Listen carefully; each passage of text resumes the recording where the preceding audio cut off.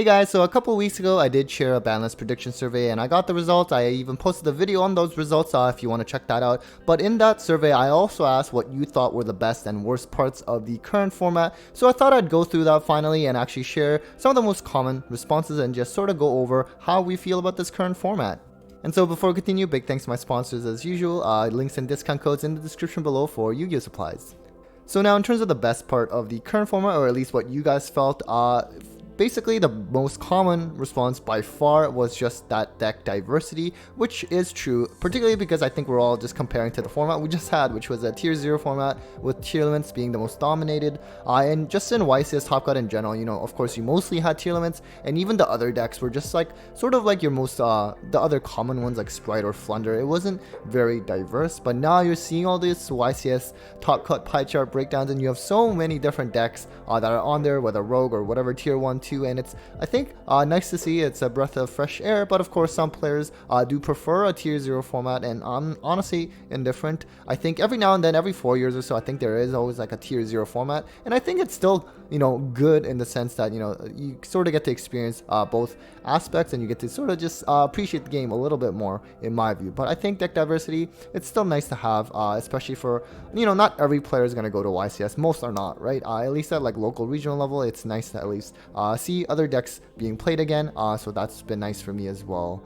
The other one that's related to this is that rogue decks are playable again. Like in the last format, what made it really hard was the Shizu cards in terms of shuffling the grave, as well as the predominance of bestials, and a lot of decks are light or dark, and certainly rogue decks as well. So that made rogue decks, a lot of them, really hard to play, right? For example, a clear example is something like Eldritch, which just completely shut down in play, and even now it's still not seeing much play, even though it was one of the most played decks and as a package as well. Prior to that, you had decks like Drytron, which completely got destroyed by Bestials and Ishizu cards, but now they're back. And something like, let's say for me, I've played Cyber Dragons for quite some time, and that format was where I truly felt it was just unplayable because of Grey Shuffler. Cyber Dragons are light, and I'm sure a lot of you feel that way in terms of your rogue decks, but now it's a lot more viable, and you're also seeing them actually top YCS now, right? You see decks like Plunder Patrol, like Marincess.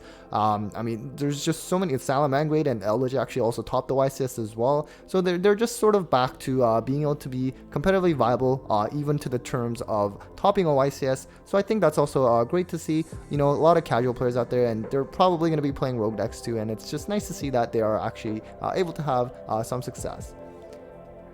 Creative deck building was another one I saw in the survey responses. This one's kind of interesting. I'm guessing, again, they're sort of just comparing to the prior format with tiers, where Ishizu tiers, for the most part, that deck list was really solved right from the get-go, for the most part, I'm saying. I mean, I think compared to that, yes, there's definitely a lot of difference in like whatever meta deck. For example, Branded, I think, is a great example where even now I think there's just a lot of different builds. And for example, right off the get-go from the beginning of the format, where for example, John and Ryan and Charlie's team, like they were playing the Aqua Dolphin with like fusion deployment to get that Ash out of the hand. Like that's really creative. I think with Kashira, by and large, it is pretty solved. But at the same time, when Forbidden Lance first sort of came into the scene, that was also, you could argue, is creative. But I think a lot of decks are rather pretty similar. At least something like Kashira, for example, just hand traps. Your key ratios of Kashira cards are by and large the same. But I think I sort of get what people are saying with the creative deck building part. Again, particularly in comparison to last format. And then finally, I think the one I also really agree with is just like the affordable competitive option. For example, Trap Tricks, I think, is the key one, where the structure decks did come out this current format, and it was very, very good from the get-go. It was very cheap. With the 3 structure decks, you got most of the cards that you needed, and even, let's say, something like Sword Soul is, while it's gone down a little bit in terms of YCS tops, it's still a very competitive option. I mean, rather, well, competitive and also affordable option. So it's nice to see. I think Ishizu tiers, technically though, near the end of that format was actually not that bad. Actually, for a tier 0 deck, it was actually pretty affordable by the end. Of course, kind of at the beginning, it was pretty expensive with like the planets being so high. But now, there's definitely a lot of good options. Even Kashir now, ironically, which at the start was like an insanely expensive deck, but now has tanked a lot in terms of value. Is it cheap? Definitely not. But is it affordable now as a competitive standpoint? I would say a lot closer now. Of course, we do have some of the worst parts of the format that players did address and express, and the main one, I think not surprising, is the whole presence of locks in a lot of the top strategies, right? So for example, Kashira, the zone 5 lock that it's known for, of course I get it. They've a lot of times moved to the Rise Hard Pass kind of play with some sets, but I was actually just recently watching the Poly interview, who won YCSLA on MSC TV's channel. Definitely check that out. And he was actually talking about how, because a lot of people were not main decking Nib anymore, because of players going towards that Arise Hard play. Now he could also do the zone 5 lock again, and it kind of worked out. And so it's, while they may not do it all the time, as at the beginning of the format, it's still there. It's not fun. You have other key strategies, let's say Branded, Expulsion, and the Gimmick Puppet lock. Yes, it can be kind of fragile if you have, let's say, I don't know, Call by the Grave, Ghost Spell, things like that, even DD Crow or Bestials. But at the same time, if it does go through, you're probably not playing, and that's never really fun. Labyrinth, D-Barrier, Eradicator, also definitely not very fun. So I think it's not as bad as some of the other kind of formats we've had where it's a complete lock. Let's say, for example, with VFD, that was really, really tough, where you just really can't do anything. Like Zexal, Utopia, that also got banned, and that was another card where you just couldn't play. So those are never really fun, and Konami has always kind of gotten rid of those cards, right? So the VFD, Zexal, Azathoth as well, things like that. So maybe they'll address it in the next ban list. Non-engine cards being required to out top decks was another common theme that I noticed in the survey responses, and I think this also has a lot to do with, let's say, like Kashtira. It's kind of weird because it actually applies for both sides in terms of the Kashtira player and the opponent, where for Kashtira player, it's like, yes, they can do like a zone 5 lock, for example, but it can also fold to a lot of the board breaking cards out there. But the problem is you do have to hard draw those outs for the most part. Like in engine, it's very hard to out the current locks right now in the game. So I think that's what the players were alluding to when they said this, and it's true. I mean, we do have a lot of board breaking options now compared to in the past, but I do think it's kind of unfortunate if we have to rely purely based on chance just to have a chance to win against a lot of the locking strategies out there. Requiring multiple copies of Extra Deck Monster, this one I hard agree with. I think, so this is, of course, for the most part, is alluding to Kashtira and most part Mind Hacker, but also kind of Unicorn, where you're basically, it affects deck building in the sense that you have to play second copies of certain cards where otherwise you never would, right? Like, do you really need that second Zeus otherwise? No, it's because, for example, Kashtira will rip it out, or and it applies to a lot of decks, and I don't think this is okay, right? Especially when it comes to the fact that you actually have to pay for multiple copies of the same card. Like Zeus in Canadian dollars is something like $25, for example, and so to have to buy another one of that just because of what's going on in this current format, I don't think that's right. I think hopefully Mind Hacker at least gets banned. I get it, not a lot of players are going through that route anymore, but it's still there and the play still happens, and I think that also has to be addressed, and it's not the best part of this format.